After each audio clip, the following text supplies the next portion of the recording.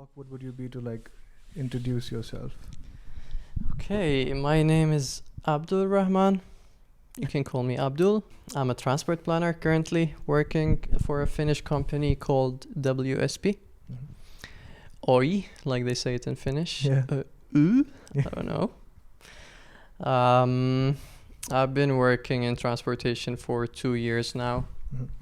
Started working with the city of Helsinki as a traffic engineer for a year before I started working in the consultancy.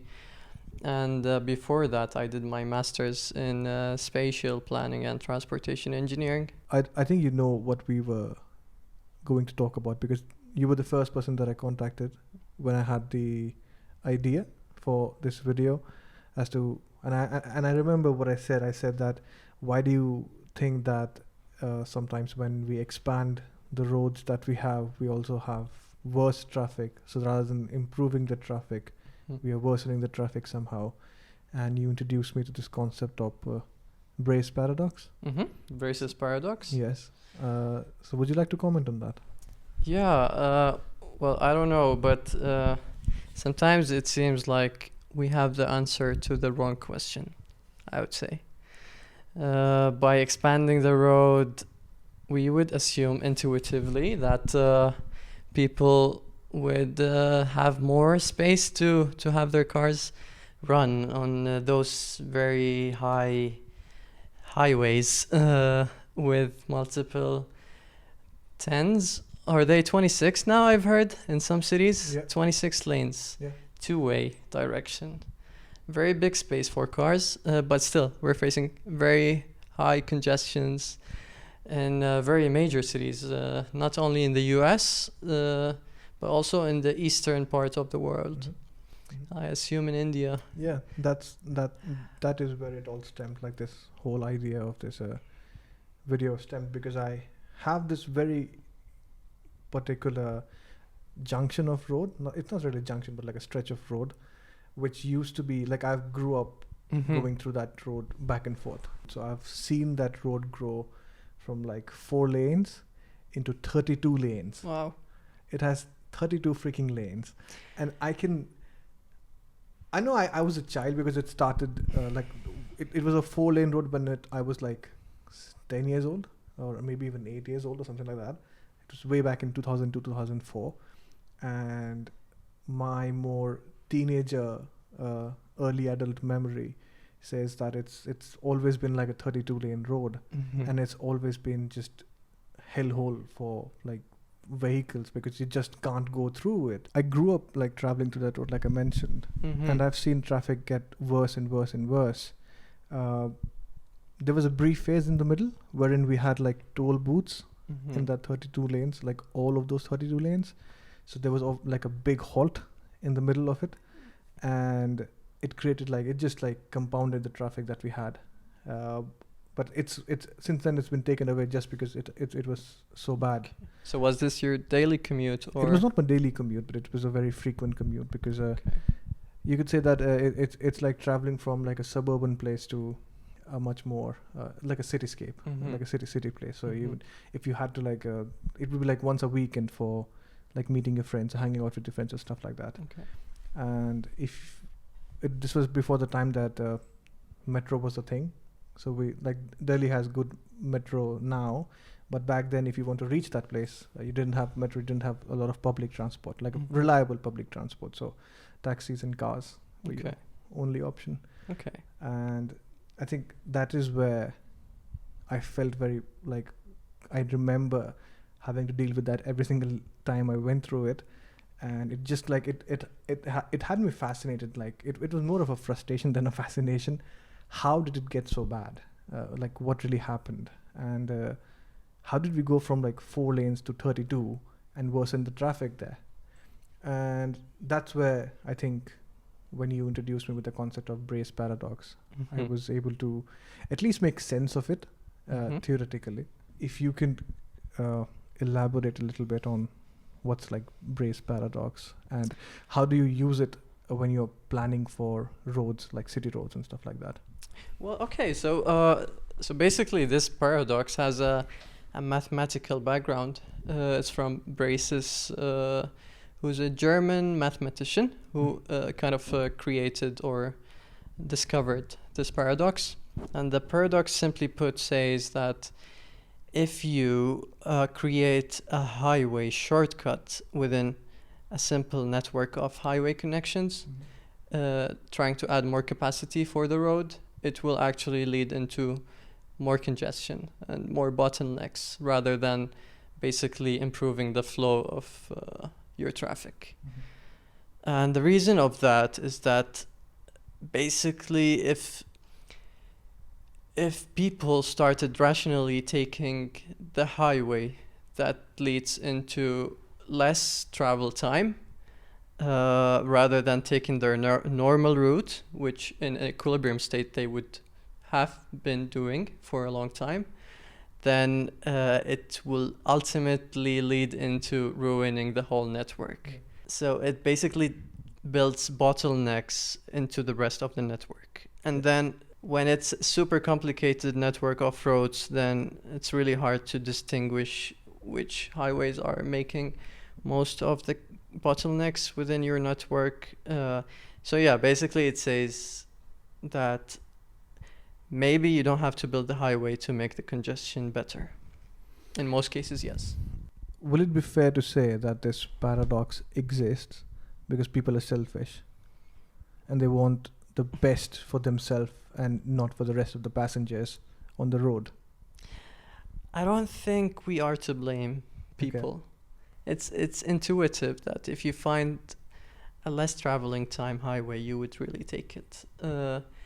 It's not like everyone has this systematic calculations within their mind saying that if only 50% of the people are taking this road, then the whole equilibrium stays the same.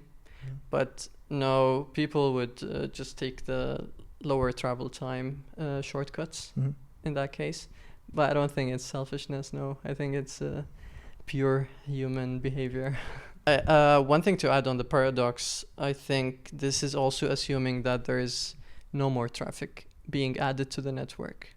So with the same traffic amounts that we are currently facing is going to be the same when we add the future highway shortcut connection. And then when there is more induced demand, then the case would be so much worse and more complicated for highway designers. So I think we had this part in our discussion wherein we'll be discussing how does like highway planning really take place, like what are like some of the fundamental steps. I wouldn't really want to get into the complicated stuff. First of all, I have a really big issue with the word highway planner. I think you should explain that. Why is that the case? Well, first of all, I think a bit more comprehensive word for a transport specialist would be a transport planner, because it's more comprehensive. It deals with more issues other than how we move traffic from somewhere to somewhere. It's not car-centric. And the better word for being used for people who are dealing with designing highways is probably a highway designer. So they're more concerned of physically designing the physical space of a highway. So like a concrete structure. Really mean the brick and concrete and mortar and all that stuff. Okay. Yeah. So now I understand why you take it's a bit narrower when you are planning only for highways and not considering other transport issues. Yeah, I understand. I suppose. So what should we call them? Should we call them city roads? What should we call them? How do you term this, what we're trying to look for? How do you plan this? Transport planner? This is transport planning. Yeah. Okay, so transport planning transport for planner, highways. Transportation planning, transportation engineering in some scope. So could we say transport planning for highways? Is that a correct usage? I think transport engineer. Transport engineer. Yeah. I think the person who deals with highways is a transport engineer. Yeah. So how would you deal with this situation? Like, what are the fundamental steps that you need to go through to, say, estimate the transport engineering that you have to do for planning a highway? I'm using that term again. I'm sorry. Yeah, no worries. Well, I can tell you how not to do it first. That's a good start. Well, a basic cost-benefit analysis that only looks for the short-term implications of building this new highway is definitely not a way to look on building this highway or not, or actually getting your decision based on a pure economical analysis that looks into how much less travel time we will get by building this highway if there is, let's say, 10,000 cars passing this highway every hour, and then you count that you have 10 seconds less travel time for those cars traveling there without considering the Braess Paradox or the induced demand or other externalities that happen to the surrounding land uses, or like the urban sprawl, or like the suburbanization, or like how that would affect inequality within the city. There are so much topics to be discussed when you're considering building a highway or not. Transport planning is a bit complicated, and it's a system. It's a network of systems. So there's multiple issues happening when you're discussing a transport planning related issue. And then it falls also under spatial planning, which is, in other words, urban planning or land use planning. And one really nice quotation that I find is something that says the best transportation plan is a land use plan. Mm-hmm. So it's really important to look into how you are developing other parts of your areas and not just the physical highways that's trying to connect people, or basically connecting cars. How would your car travel? Yeah. And that's one of the issues that cities are facing, trying to plan for cars rather than for humans' mobility. Yes. I mean, I think I was watching one of those not just bikes videos. Was that channel? The name of the channel? Yeah. So I discovered him when I was trying to research for this video, and he had this statement in one of his videos that he's a big fan of Amsterdam and a lot of Dutch cities. I'm sure a lot of urban planners are as well. And he always he had this statement wherein he said that everybody will look for a solution of transport which is the quickest in that region. And for Amsterdam, it's cycling usually. And for cities like I would say New Delhi, it's usually either the metro, which has been quite a revelation to be honest, or the car. And we have had enough of cars. So it's also about like shifting your mentality, like you said, from just focusing on how do I make this more just vehicle friendly to being more human mobility friendly. How do I transport more people from place A to B as quickly as possible, as efficiently as possible?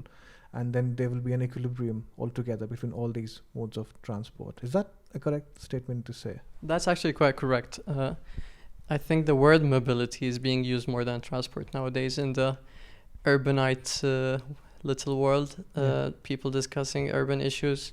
So because we really care about mobility and give you freedom of moving around without restricting it with how many highways surrounding your building. And of course, we are built with foot, so we are created to be walking people. Yeah. And that's how our, let's say, transport trips start with. You have to start with your foot to walk first. So it depends. If you have a car, then you go to your parking space. If you're looking for a tram stop, then you go to the nearest tram stop or whatever. So I think many cities, especially Amsterdam, is prioritizing walkability and bike-friendly designs for their citizens, because first of all, that's taking the least space. In terms of comparison, 10 bikes are taking the space of one car. And if you have 5 parking spaces at the side of the street, then it's taking a bike lane basically. So especially in cities, for example in Helsinki, there isn't much space between buildings, so you really have to prioritize what kind of movement are you trying to support. What kind of mobility are people looking for? Which one is more efficient, effective? and the city of Helsinki actually has a marketing quotation that they promote, and they say we want to be the most functional city. Yeah. So it's not the most beautiful city, it's not the brightest city, it's the functional city. That's correct. Yeah.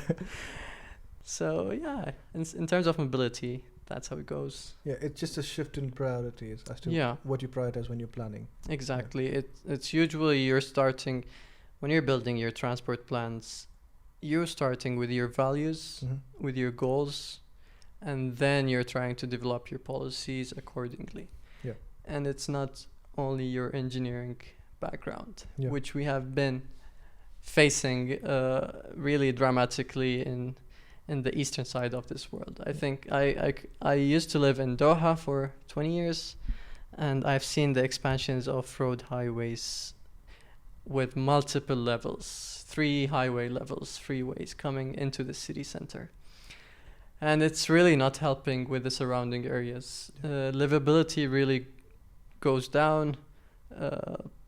Public spaces really are concentrated in certain areas, which you have to access through a car, through multiple level highways. Yes. So much congestions, bottlenecks. If you want to go for a run, you have to take your car to the nearest park. That is incredible. And then you have to go through a congestion. And it's really annoying and irritating, I would say. As a person who's living in Helsinki now, I think it's really nice to not be forced, I would say, because I'm not really against car users. If you would like to use your car, then go ahead, but at least the space that your car is using should not be restricting other modes of transport. So if you want to look at the entire highway, it's like this, and I've just enlarged this portion over here. This side is a city called Delhi, which I think you're familiar with, and this side is a city called Gurgaon. And it's exactly a border, and so it's like an 8-lane highway over here, 4 lanes here, 4 lanes here, and then 4 lanes here, 4 lanes here. But in the middle, it expands into this ginormous 32-lane monstrosity that you see, and there's room for expansion over here, but I'm not sure if they will do that. Not over here on this side. But as you can see, like these are the entry points to the city of Gurgaon, which is over here. And you enter from here and you go over that side, and you have so many lanes to go through. On the contrary, you don't have so many lanes to come from Gurgaon to Delhi. And usually what happens is that during office hours, this doesn't get choked up so much. It does get choked up at peak office hours, but this is almost at all times in a state of constant traffic. And it's you estimate your travel plans in a way that I know I'll be stuck here for 20 minutes at least. Anything else is a bonus. Like that. So it's a bottleneck. It's a big bottleneck. And if you see this road over here, this particular 4-lane road, this used to be the old highway which used to connect the 2 cities, Delhi and Gurgaon, and this was a replacement for this. So I mean, obviously the difference is stark. You see how it's obviously, it's not even comparable at this point of time, but that I clearly remember, and this is like just me speaking of like of my memory, but I never had a lot of issues traveling through here, but I have always have issues traveling through, and that's what I wanted to showcase at least. So how was this highway performing when this one was built? When this one was built, people did not use this as much. Some people did, but then again, it had this is like the new version of it. It did not have so many connections to these places. It just used to be a highway connecting between this city and this city. So traffic has increased over there as well, but that's because a lot of people have started living in these places. It didn't used to be like that before. This used to be barren land when you used to travel before that. So I'm not sure how much that affects the traffic of a place. It really affects the traffic, and first of all, it affects the human behavior. There is definitely induced demand happening here. Yeah. That everyone is seeing this big free highway just being built and connecting everywhere. Perhaps the center to suburban areas of Delhi. And Gurgaon. I'm sorry. Gurgaon. Gurgaon. Yeah. Well tried. Gurgaon. So Gurgaon is suffering here now that so much traffic is coming from Delhi as well. Seoul, for example, a very big city, had a major highway in the middle of the center. Mm-hmm. They had a freeway removal, which made traffic much better for the city commuters when they took off the highway and they turned it into a park with a river. Probably you can see pictures of that. But in some parts of the world, it's a bit weird that we don't learn from mistakes of others. Yeah. We kind of feel imposed to learn from our own mistakes and go with the trials. And perhaps we also have the same thing with our parents. We don't really take advice from them of not doing other stuff unless we fall in the same mistake and then try not to do it again. As I said, it's human behavior has definitely changed here, that there's this highway coming. And the most important, or one of the highest mistakes happening here, is the modal shifts of people who were not earlier using cars before this freeway was built. And they were using, let's say, public transport or walking. I don't know, this doesn't seem like walking distance, but perhaps not walking, some other sort of transportation. And those were shifting towards cars because of this new freeway. Rising traffic in this area for, I don't know, but I think I've read one research that says every lane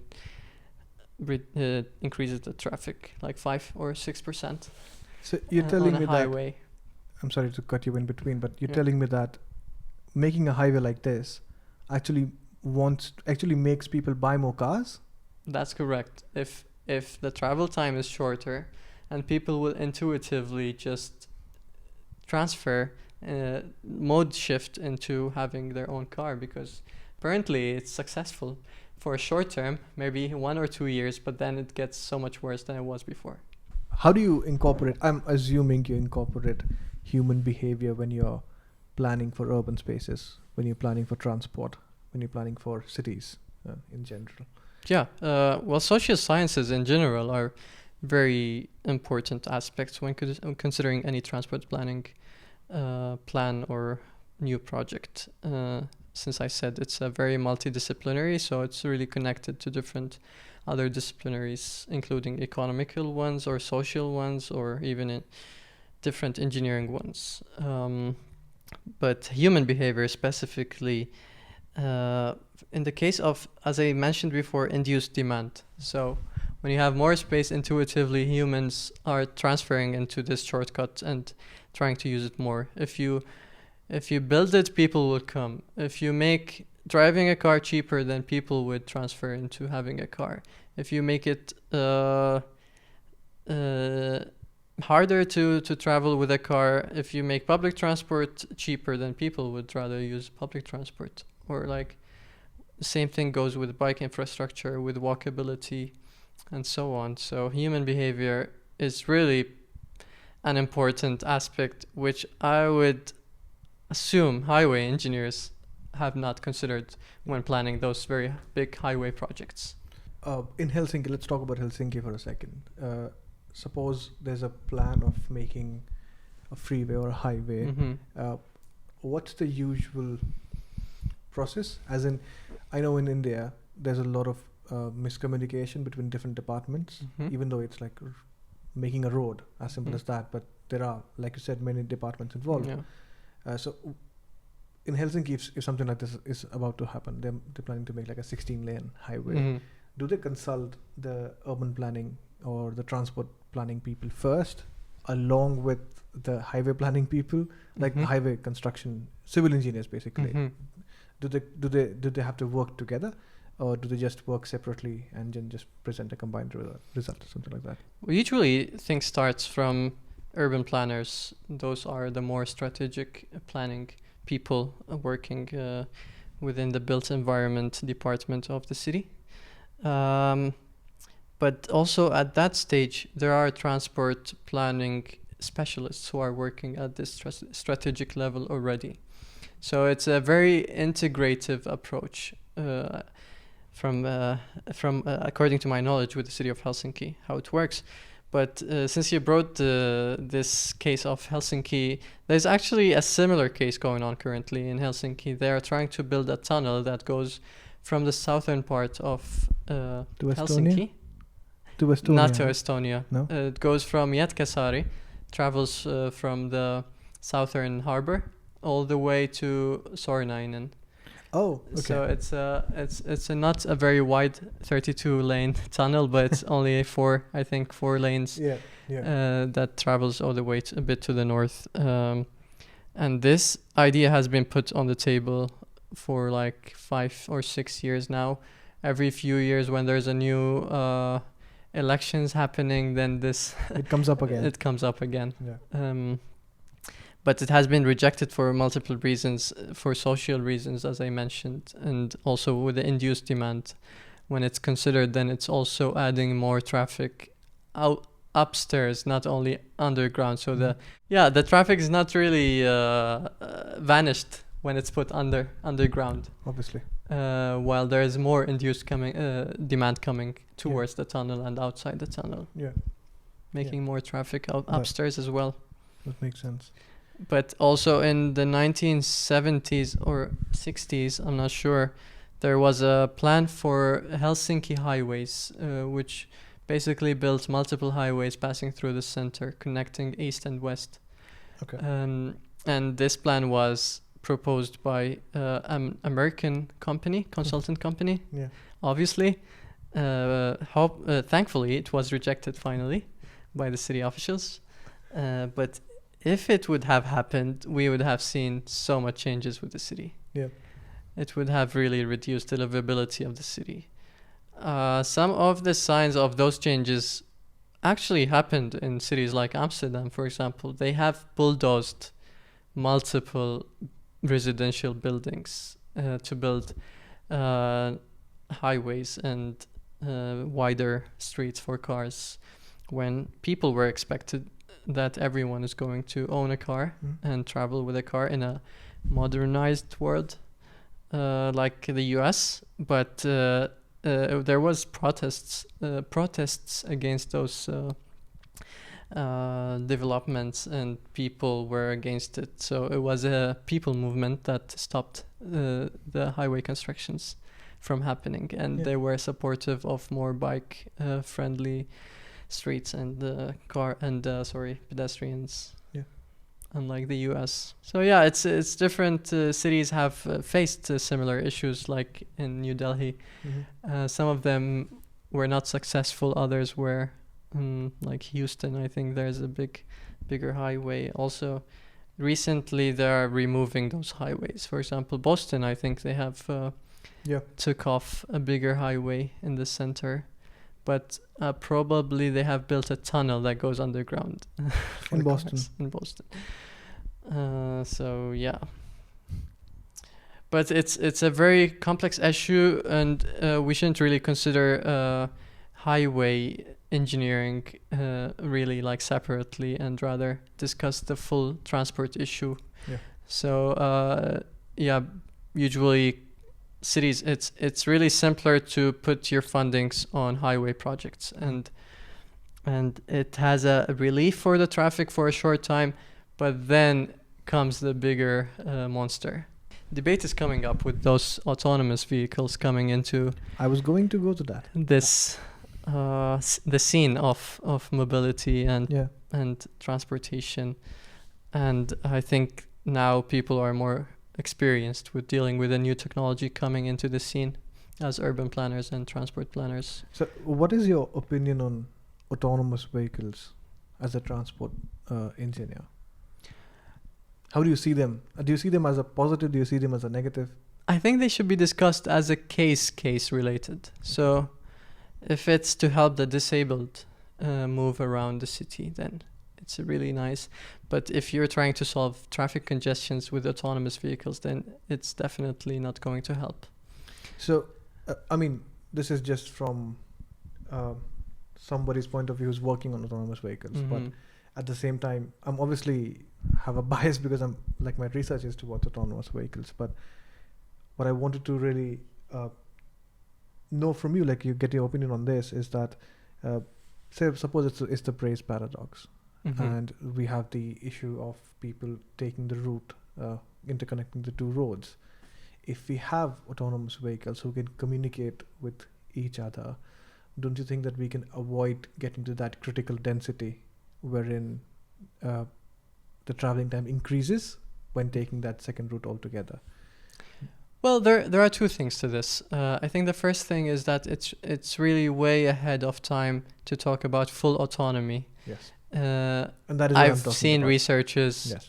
that says if there is 20% of cars that are not connected, then this whole thing of connectivity will be sham. Yeah, that is true.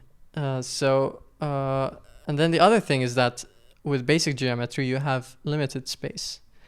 So even if you have the most efficient cars traveling, and that's basically called public transport. Public transport is autonomous, and that is true. And you can travel from any place to any place with public transport, but it only collects more mass, which makes it more efficient than autonomous vehicles. Maybe if autonomy goes into public transport, then it brings beneficiary to public transport rather than only private owners. And when things become easier in terms of transport, if you have your own AV picking you up from your home and getting you anywhere, there is more induced demand happening here, especially if it's cheap and accessible to everyone. And if it's not accessible to everyone, then it's only for the privileged who are going to be having all those benefits. I'm guessing, so like every new technology, there will be a improvement. I'm guessing there will be an improvement. Like even when this highway was created, there was an improvement at first. And then eventually it all reached an equilibrium, sort of, wherein it didn't seem very well improved altogether. So I do personally feel that there will be a time when we will reach such autonomy when connected vehicles can communicate to each other. Maybe not at extensively everywhere, but maybe critical sections. So like in a city which is plagued by traffic, I can understand building up infrastructure so that even if there are 20% or even 30% non-communicative vehicles, we can create models, sophisticated models to navigate through them and at least reduce the traffic for the good long term. I can see like it happening theoretically, but obviously that's the difference between building, like having a PhD which is very theoretical, like which is mine as of now, and then converting it into something which is very practical. There's obviously a big jump when you do these two together. But yeah, I had this point of getting your opinion on autonomous vehicles from a transport engineer's point of view, and I think the point that you made about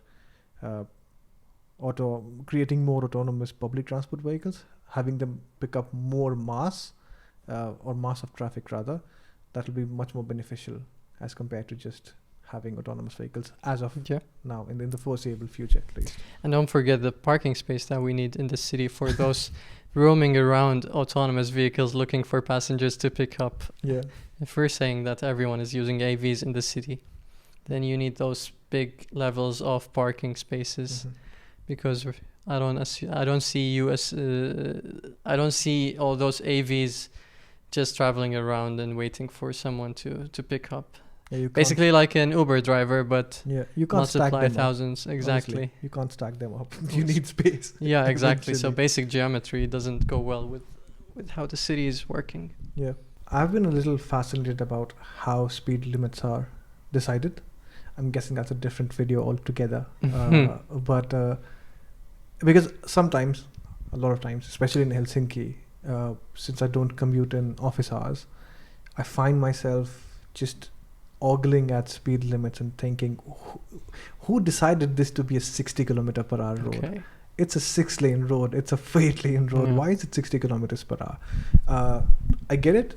I think it's got something to do with peak traffic density things. I'm not too sure, but something that we saw in this video as well, as to maintaining a critical density so that vehicles don't accelerate and deaccelerate very frequently. Yeah, and it makes sense because as close as you get to the city center where the speed limit is 40 or 30, and you're trying to get as close as possible to that before you enter this bottleneck. So the bottleneck does not happen with this big fluctuation of speed change.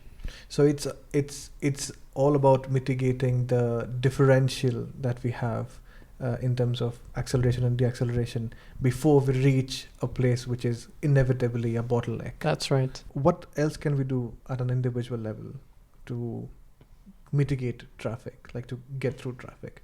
I think one thing that you would say is use more public transport and use more bikes and solutions like that. But unfortunately, we don't have such infrastructure back in my place. Bike lanes are non-existent almost.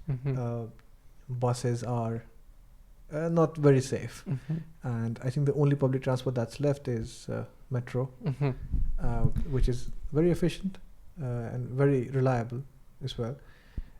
But I personally feel it's reached its capacity limit. As to I don't think I can fit in more people into a metro. So I think it's time that people understand a few individualistic changes that they can apply in their driving styles probably, and just mitigate this for the time being. Do you have any advice on that? Yeah, well, I think one thing that companies have been doing to mitigate this sort of issue of congestions is changing the starting working hours. So if we're moving 1 to 2 hours of your working time hours, then perhaps you're mitigating the rush hour time in the morning, and perhaps then when you're leaving work at night. That's one thing that companies or like cities have been trying to deal with such situations where you said there's not good public transport and people have to use their cars to travel. One other thing that you can do at an individualistic level is that you could car share, for example. So many cars that travel through the highways are only single occupied. You can, for example, if you live close to your friends or something, you can share a car. 4 people in a car it's not too bad. It fits 5 people. Yep. So you'll have a space for your legs. I think that's 2 things that you could do. Work from home if that's possible. That's the new fashion thing. Exactly. I think that's going to be working for some specialities. Unfortunately, not for everyone. Yeah. So there's some sort of disequality happening here. But perhaps you're making things easier for people who are traveling by car if you're working from home as well. That is correct. So it's basically about moving as much traffic mass as you can in a single container unit. Yeah. And then, well, the idea of mobility, if we go a little back and zoom out of this picture, is why are you moving from this place to the other? Why are you not living where you are working? Why are you going this longer distances? Is it the space? Is it cheaper? Of course, the bigger decisions are made by the city if there is not enough affordable housing around your workplace. And it's a very big issue that takes longer durations of changes. And land use, for example, if with the zoning that's been happening around India or even other parts of the world, it's really hard to live where you work. And from a strategic level, from land use developments, people have going towards mixed use developments. And you've seen this in Helsinki. People live close by where they work, which is really nice. You don't have to travel a lot, and it's basically a 15-minute city. So you can access everywhere, almost all your services, even your work, within 15 minutes, bikeable distance, not car distance. So try to live where you work if that's possible. If it's not possible, then share your car with someone else. And of course, if you have flexible hours, then work during not rush hours. And I assume in India also, highways are not full during the whole day. I assume there are times where highways are pretty empty or flowless. So you can do that. Yeah. Yeah. Do you have a comment on that? The car sharing factor, and also the fact that cities can be designed in a much more smarter way. Yeah. Speed limits can be a lot more crucial than what we think of it. Yeah. And I think basic driving sense as to not accelerating faster, not deaccelerating faster, even though it seems a little counterintuitive at times, can help a long way if done at a big scale. I think it seems to me, from what I've researched and what I've talked with you, that can have a little bit of an impact in terms of an individual performance. But before we go, I wanted to give you this big clickbaity question that I'll put up in a lot of trailers and everything. Do you think it is possible to get rid of traffic altogether? Do you think that there will come a day for any city in the world wherein people would just choose their mode of transport regardless and just reach their place at the exact same time every single time they do this action? I think physically that's not possible. But if you want to take into a practical case, Oslo is car free. Yeah. So Oslo Center has no cars except for some cases, Yes. emergency cases and other logistical cases. But yeah, Oslo has been car free. Other cities are going in the same direction. If that's your ideology of traffic, or what do you mean by traffic? Do you mean car traffic? Do you mean the whole traffic thing? I mean, I would be fine if there is a certain fixed amount of commute time between two places. I don't mind if it's like 20 minutes, as long as it's reasonable. Okay. Like, I don't want a kilometer to be an hour long this commute, obviously. But as long as it's reasonable, I know that in 20 minutes I'll reach there. Okay.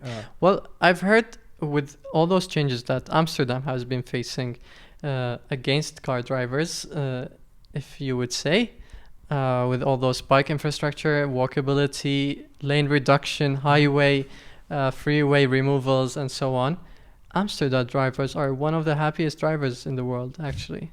So they are happy as car drivers as well. So mode change is actually beneficial for everyone, including car drivers. Yeah.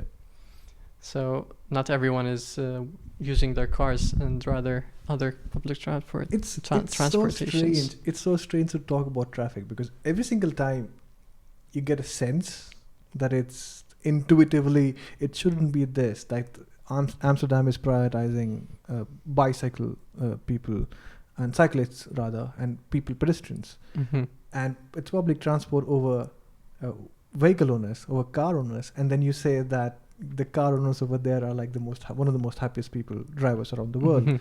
It seems so counterintuitive, and that seems like a theme throughout our discussion over here.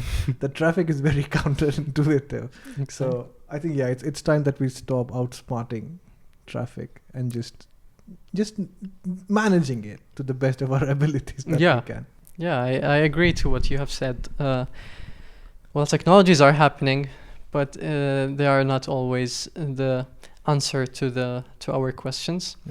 And I think it's really important to have the correct questions, so we get the right answers, and not get the answers to the wrong questions when we are trying to make decisions and develop our cities. Can I be honest? I think this was a lot of fun. Thank you. Me too. Yeah, I'm glad I got to know how the Indian traffic is going. Yeah, I mean, just the fact that we were able to have a discussion and it went through so many directions was pretty fun. It's a lot enriching. It's a really big topic. It seems. It goes through many discussions and disciplines, and there's no one expert on traffic that could answer all your questions, I suppose. Yeah. But it's also multiple people who have dealt with different disciplines, but at the same time affect decisions that happen and work on traffic. But at the end of the day, I think us as citizens of the place that we're living in, we should have a saying on what should be happening. Yes. And as I said, many cities have stopped all their highway constructions through activism. Mm-hmm. So if you were saying that, what would you have in advice for Indians who are suffering with traffic? Maybe also activism for better public transport or better bike infrastructure would also be one answer that could be. I mean, the problem is that in India there are so many more issues which are, I would say, politically at a higher grade. Obviously they have bigger impacts as well, like I'm talking about Delhi. Delhi is not known for its traffic. Firstly, it's known for its crime rate around the world. People get through the traffic because it's not the worst thing that happens in Delhi. So there's a long way to go before we reach traffic as a major concern. I would say traffic is a big concern in cities like more developed cities like in the US or here in Europe, wherein people have a lot of other things guaranteed. Yeah, we do not have a lot of things guaranteed. It's a different part of the world with a very different mindset. We have a very survivor sort of a mindset, and traffic is not really one of those things that affects. Yeah, but don't you think it's also a sign of how the country is doing? It is, and that is why I was very inclined towards making this at this point of time, because I feel that we are as a country, we are at a point wherein we are at an inflection point.